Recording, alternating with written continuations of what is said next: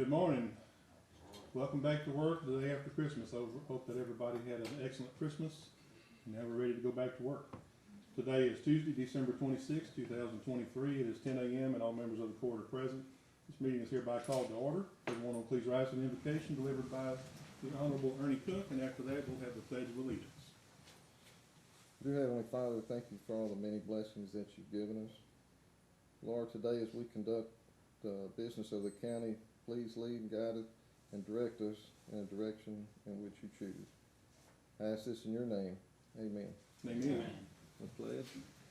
I pledge allegiance to the flag of the United States of America and to the republic for which it stands, one nation, under God, indivisible, with liberty and justice for all. Thank you, Commissioner. Yes, sir. Item 3, consider and possibly approve the December 12, 2023 regular meeting minutes as presented by the County Clerk, Connie Beckman. So moved. Second. Motion by Commissioner Young, seconded by Commissioner Cook. Any discussion? All in favor? Aye. Any opposed? Motion passes.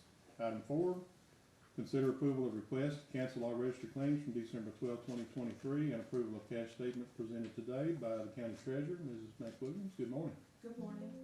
I'm asking the court to release me of a liability of $1,313,055.35.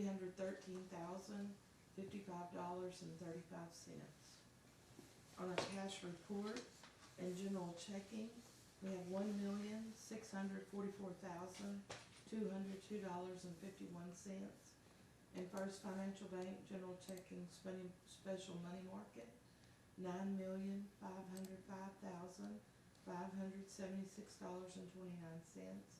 In Tex Pool General, $335,308.94,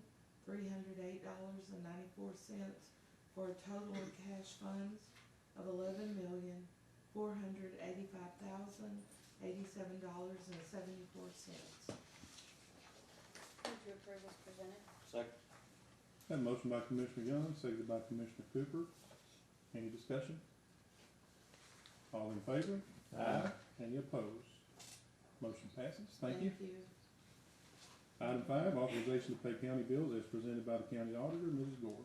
Good morning. Good morning. The pre-approved expenditures for December the 13th through the 14th is $625,075.65. Pre-approved expenditures for December the 20th is $53,954.66. Expenditures for Commissioners Court today are $497,057.40. A list of an additional bill is our TAC Health, Dental, and Life Insurance for $357,666.38, for a total expenditures and transfers of $1,533,754.09. Gross payroll for December the 14th was $588,797.39,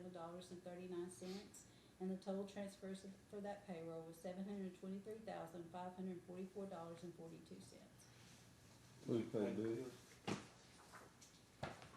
Have a motion by Commissioner Cook, seconded by Commissioner Cooper to pay the county bills as presented. Any discussion? All in favor? Aye. Any opposed? Motion passes. Thank you, Ms. Gore. Thank you. Item 6, consider adoption of Resolution 35-23, recognizing Mrs. Deborah Gansey for 37 years of dedicated service to the citizens of Hardin County, Texas, and wishing her well in her retirement as tax deputy for Hardin County Tax Assessor Collector's Office. Ms. Cook, would you like to bring Ms. Yancey forward? And Commissioner Cooper, would you do the honor of reading that resolution? Yes, sir.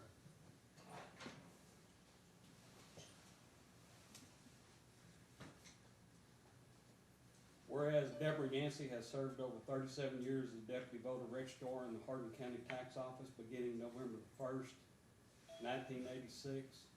And whereas Deborah Yancey grew up in Saratoga and graduated from West Hardin Consolidated Independent School District.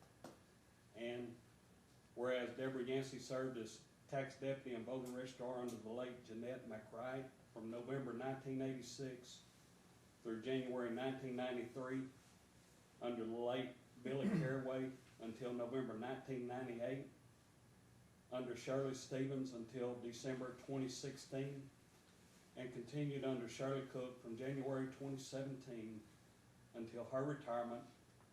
And whereas Deborah Yancey was married to the late Bruce Yancey, former Hardin County deputy and Sylvia Police Department dispatcher until his passing.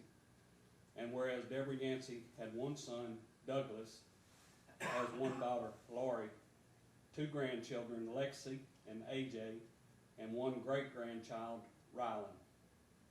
And whereas Deborah Yancey is a lover of animals, having rescued countless cats and dogs when they were abandoned. And whereas Deborah Yancey is very protective of the voter registration department, allowing very little help from others and working late into the night until the last ballot box is brought in on election days. And whereas Deborah Yancey has more knowledge on street names and abstracts than most, having physically driven up and down the highways and county streets documenting addresses on a notepad during redistricting, as there were no available computer iPads with maps to go by. Now therefore be it resolved that the Hardin County Commissioners Court wishes to recognize Deborah Yancey for her many contributions to the Hardin County Tax Office and eagerness to help both humans and animals by her selfless volunteer work. We wish her much happiness in the future. Signed this 28th day of December 2023 by the Hardin County Commissioners Court. Move to approve. Second. Have a motion by Commissioner Kirkendall to approve the resolution as presented and seconded by Commissioner Cooper. Any discussion? All in favor? Aye. Any opposed? Motion passes. I think Ms. Cook has some things to present you with, but just before she does, I just want to reiterate what that resolution says on behalf of the court, how much we really appreciate your, is it 37 years of service to the citizens of Hardin County. We're going to miss you, but we hope to still see you around, and we thank you so much for all you've done. Thank you. Yes, ma'am. Thank you. Ms. Cook?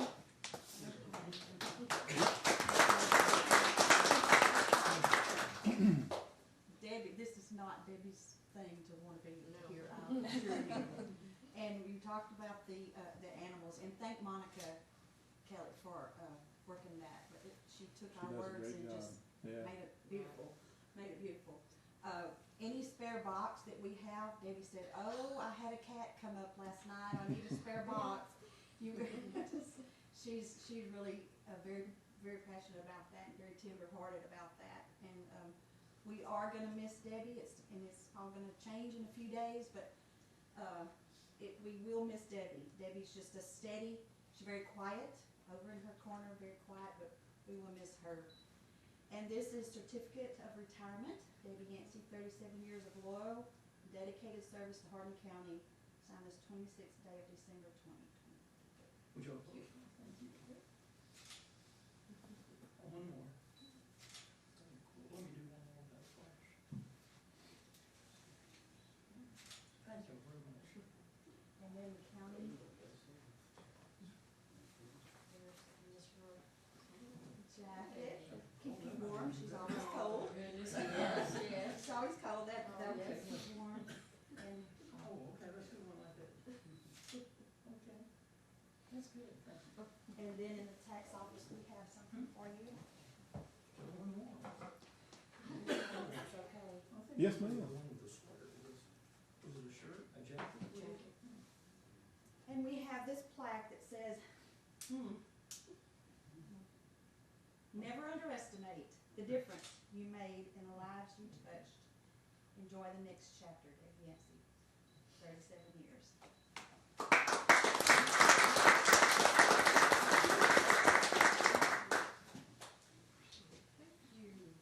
Do you want to? I should have known better than I asked.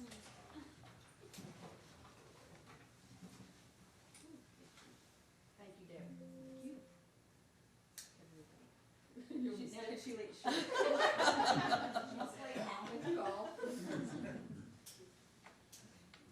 All right, thank y'all again. Much deserved. Item number 7, discussion and possible action concerning the initial appointments of emergency services commissioners to the Hardin County Emergency Services District number 7. The court shall designate 3 emergency services commissioners to serve a 2-year term and 2 emergency services commissioners to serve a 1-year term pursuant to section 775.034C of the Health and Safety Code. I believe, if you'll correct me if I'm wrong, we had 7 applicants for this position. Commissioner Young worked hard to vet each of those, and here are the names, slate of ESD officers that are presented to the court for appointment today. Curtis Davis for a 2-year term, Elena Kelly for a 2-year term, Denise Markentel, a 2-year term, H. Lloyd Dotson for a 1-year term, and Jacqueline Robinson for a 1-year term. I want to also just one more time congratulate the citizens of the area, the Votal Thicket area, for voting in this emergency services district. It's going to be a great benefit to that area to increase the services to be provided to the Votal Thicket area. And also want to thank each of these nominees as well as the others who nominated themselves or were nominated by others to serve. Move to approve. Second. Motion by Commissioner Cooper, seconded by Commissioner Kirkendall to approve the slate of officers as presented. Also, we will be getting an email out to all of the ESD commissioners serving for the next 1 or 2 year terms, just with some information regarding oath of office and things of that nature. We'll get all that out here in the coming days to everyone. And of course, if there's ever any questions, we'll be glad to work with you in any way. Any other discussion? All in favor? Aye. Any opposed? Motion passes. Item number 8, discussion and possible action concerning reappointments and appointments of emergency services commissioners to the Hardin County Emergency Services Districts and the Village Mills Emergency Services District number 8 to serve a 2-year term effective January 1st, 2024 through December 31st, 2025.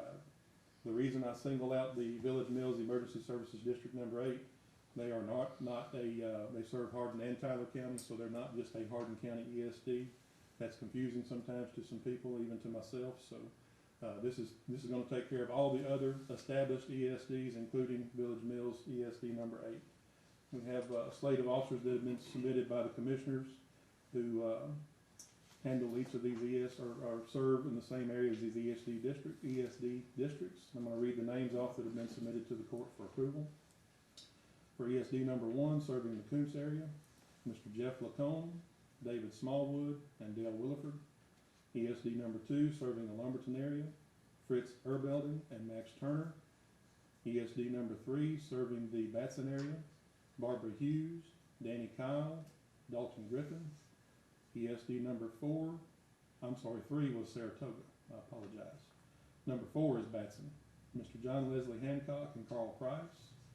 ESD number 5, serving the Sour Lake area, Lisa Shaw and Russell Trest. ESD number 6, serving the Silsbee area, David Anderson, Charles Tommy Bartosh, and Randall Stevens. And ESD number 8, which I said already, serves the Village Mills area, Tyler and Hardin County, Mike McDonald and Sharon Warnick. We do have a vacancy with ESD number 8 due to the death of an emergency services commissioner, and we are accepting nominations for that position at this time, so we do have a vacancy there. With that, I'll entertain a motion to appoint these ESD commissioners as presented. So moved. Second. Have a motion by Commissioner Cooper, seconded by Commissioner Kirkendall. Any discussion? All in favor? Aye. Any opposed? Motion passes. Once again, I want to thank everyone who has served and will continue to serve on the ESD board. It's a very important position. We appreciate what you do for the citizens of the all of Hardin County, and especially those in the communities where you serve. So thank you so much for that. And I will be getting emails out to everyone who's been appointed or reappointed with some information. And then I'm going to need some help from some of you on this next item. I don't think we're going to be ready to take action today, but it was brought to my attention last week that none of the ESDs are filing their bonds with the county clerk. I think some of you are getting them but haven't filed them, so we were told that it wasn't being done and that I was supposed to set the bond. So let me read this item and we'll go from there. Item 9, discussion and possible action to set the amount of the official bond for the treasurer of each of the emergency services districts pursuant to section 755.037 Health and Safety Code. I was going to set a minimum bond amount, but I learned right before this agenda was posted that, Mr. Clark, do you serve as the treasurer? No, sir. Mr. Morrison does? Mr. Morrison does. And you get a $100,000 bond each year? Yes, sir. So what I need to do is reach out to each of the ESDs to find out if they're doing that, and then I'll set the bond amount. So I'm gonna ask to table this item so that we make sure that a sufficient bond is set, because the amount I was gonna set was much lower than that, and I wanna make sure that we're doing the right thing. And then once those bonds are ascertained each year, I just ask you to file them with the county clerk so that we have those on the record. Leave the table. Second. Have a motion by Commissioner Cooper, seconded by Commissioner Kirkendall to table item number 9, and we'll have that on the next meeting agenda, which I think is January 9th. All in favor? Any opposed? Motion passes. Item 10, consider request by Sheriff Davis to authorize the county judge to execute Amendment 3 to interlocal cooperation contract with Spindletop Center for Mental Health Liaison Program. Are there any changes to the contract, Sheriff, or is it just a new term? There are a couple of changes, but it was housekeeping issues to reflect the employee raise, the cost of living and the certificate pay increase. So moved. Second. Have a motion by Commissioner Young, seconded by Commissioner Cooper. Any discussion? All in favor? Any opposed? Motion passes. Item 11, consider request by Sheriff Davis to authorize the county judge to execute Amendment 2 to interlocal cooperation contract with Spindletop Center for Jail Services. Anything to add on this one, Sheriff? Nothing to add. Second. Have a motion by Commissioner Young, seconded by Commissioner Cooper. Any discussion? All in favor? Any opposed? Motion passes. And item 12, consider request by Sheriff Davis to authorize the county judge to execute Amendment number 1 and to interlocal cooperation contract with Spindletop Center for jail-based competency restoration services. No changes, just a new date for term. So moved. Second. A motion by Commissioner Cooper, seconded by Commissioner Cook. Any discussion? All in favor? Any opposed? Motion passes. Item 13, consider approval of request by Sheriff Davis to apply for a grant through the Texas Comptroller of Public Accounts to provide sheriff's offices in eligible rural counties to ensure professional law enforcement and legal representation throughout the state pursuant to Senate Bill 22 in the 88th regular legislative session. What is this deal with? This is the SB 22 grants that came out for the sheriffs and prosecutors. I think the amount is gonna be $500,000 for Hardin County, is that correct? That's correct for the sheriff's office. So moved. Second. Had a motion by Commissioner Cooper, seconded by Commissioner Cook. Any discussion? What is that 500,000 for? That, it's stipulated in that new statute to be used for raising salaries up to a benchmark minimum. Hardin County is already there, so that triggers the second part of that statute, which allows you to spend the money for improvements to vehicles, as it's stated in the law, vehicles, firearms, or safety equipment. So we'll take a look at where we are right now and any areas that we think we're deficient or behind. This will be kind of a shot in the arm to help us maybe get some stuff that we couldn't fund in the budget. I think it's gonna be well received. It's across the state for counties with 300,000 or less population. And there'll be another one of these coming in October. It's 100% grant with no match from the county. Thank you, Sheriff. Any other discussion? All in favor? Any opposed? Motion passes. Item 14, consider approval of request by the District Attorney, Rebecca Walton, to apply for the same grant. This is SB 22 out of the 88th regular session through the Texas Comptroller of Public Accounts to provide prosecutors' offices in eligible rural counties to ensure professional law enforcement and legal representation throughout the state. So moved. Second. That motion by Commissioner Cooper, seconded by Commissioner Kirkendall. Good morning, ma'am. Good morning. Anything you want to say? No, sir, I appreciate you. Sure. What do y'all get to use that for? Staff members, increase salaries or to create new positions, which is where I was doing most of that. We need some support staff and other possibilities. How long is it for? Well, we are being told to count on it for 2 years. They want to provide it to us, longer than that, if at all possible, but they're asking us not to count on it for more than 2 years. So any new employee we hire will know that up front. Okay. So there's no retention requirement on the county part? I know in the past there has been. No, you're talking about, once this ends, that y'all would have to pick it up? No, Right. sir, I'm not aware of that. Okay. And Commissioner Cook, I just want to make sure you know that those payroll change forms that we fill out when we come to work or make a change, there's a statement at the bottom of each one that's signed to do with grant funds that tells the person that this is from grants and it's not guaranteed I'm not exactly sure how that's worded, Melinda can help us with that, but they do know, and they do sign a statement to that effect. Any other discussion? All in favor? Aye. Any opposed? Motion passes. Thank you, Mrs. Walton. Item 15, consider approval of request by the county attorney, Matthew Minnick, to apply for the same grant through the Texas Comptroller of Public Accounts to provide prosecutors' offices in eligible rural counties to ensure professional law enforcement and legal representation throughout the state pursuant to Senate Bill 22. So moved. Second. Got a motion by Commissioner Cooper, seconded by Commissioner Kirkendall. Any discussion? All in favor? Aye. Any opposed? Motion passes. Anything you want to say? Not on that. All right. Next up is number 16. Consider and possibly approve request by the county attorney, Matthew Minnick, to utilize funds from the Wade County's county attorney supplement in the amount of $1,653.20. The remaining balance of that supplement is currently $69.90 to cover renovations to maintain and improve the county attorney's office by taking in an unused maintenance closet adjacent to the county attorney's office. This is a closet that Matt and I have talked about him taking in to move some files into to make room for some people in the office. So moved. Second.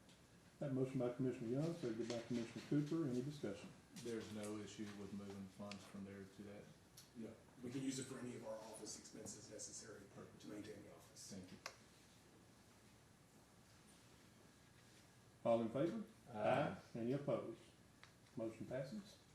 Item 17, consider and possibly approve request by the county attorney, Matthew Minnick, to utilize funds from the Wade County Attorney Supplement in the amount of $840. Again, that balance is $6,990 to cover the cost of the Hot Docs program, which is a software program used to help create Child Protective Services documents. So moved. Have a motion by Commissioner Kirkendall, seconded by Commissioner Cook. Is that correct? Yes, sir. Any discussion? All in favor? Aye. Any opposed? Aye. Motion passes 4-1. And Mr. Minnick and I talked about that. I think the state ought to provide it. Item 18, consider and possibly approve new job descriptions in the county attorney's office as follows: a legal secretary and a victims assistance coordinator. She requested by Melinda Harrington, and she worked with Mr. Minnick to put this together. If approved, the position title shall be updated accordingly, and this is in preparation for the SB 22 grant funding. Mr. Minnick? Real quick, Kalea has gotten her victims assistance coordinator license, and so she's gonna become my VAC. So, I'm making some changes where right now Kelly Chenoweth is my VAC. She really doesn't do VAC services, just a few minor things. So now that Kalea has been certified, I'm actually going to move that position to her, and she's actually gonna do more VAC services for my office than before. And then I'm changing Kelly's title as well as Talisha's title to legal secretary. Believe Talisha's current title is a document clerk, so I'm just putting it aligned where they have the same title because they do the same similar responsibilities. And so that's really the only request I'm changing.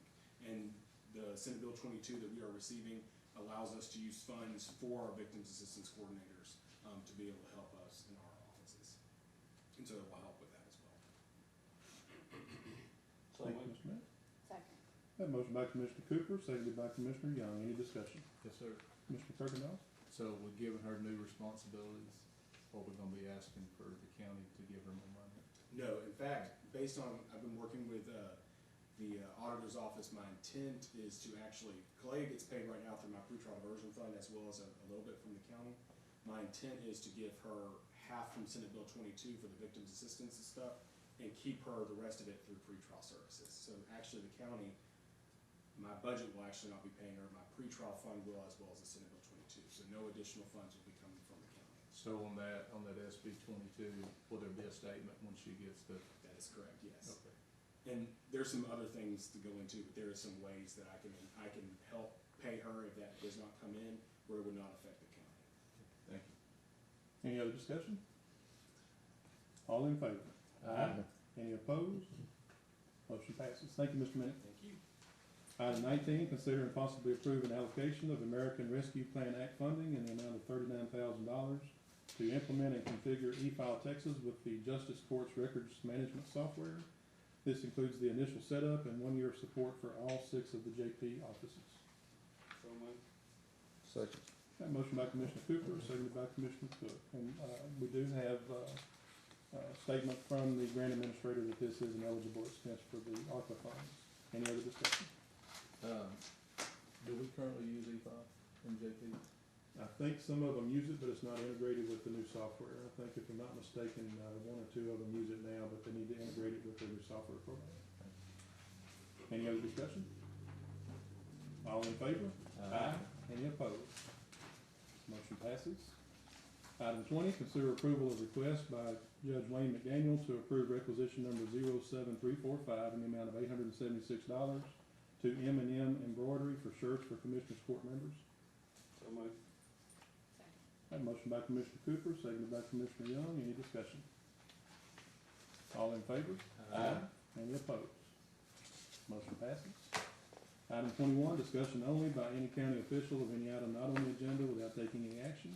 Is there any member present that would like to say anything? Any announcements to make? Ms. Cook? Okay, let's see if there's any other announcements, then we'll do that drawing. Any member of the court? All right, Ms. Cook, come on up. Ms. Harrington, are you gonna help? We have a drawing this morning. This is for Healthy County, last one of the year.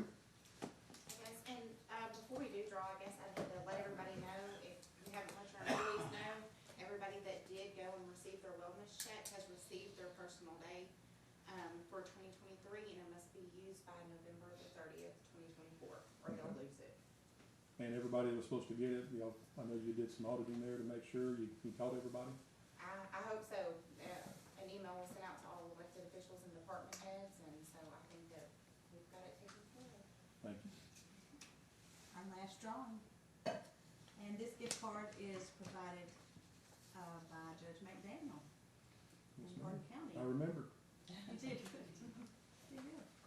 And, he's, preferably to be spent in Hardin County. It can be spent anywhere, but preferably Hardin County. Okay, final drawing. If you're still here.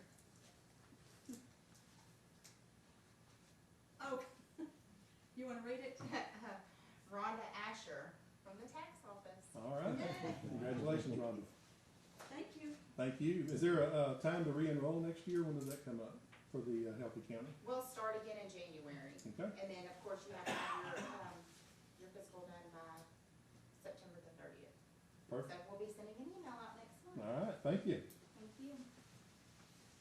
All right, on to item 22. Move it in. Second. Okay, motion by Commissioner Kirkendall, seconded by Commissioner Cooper to adjourn. All in favor? We are adjourned. Everybody have a very happy and safe new year.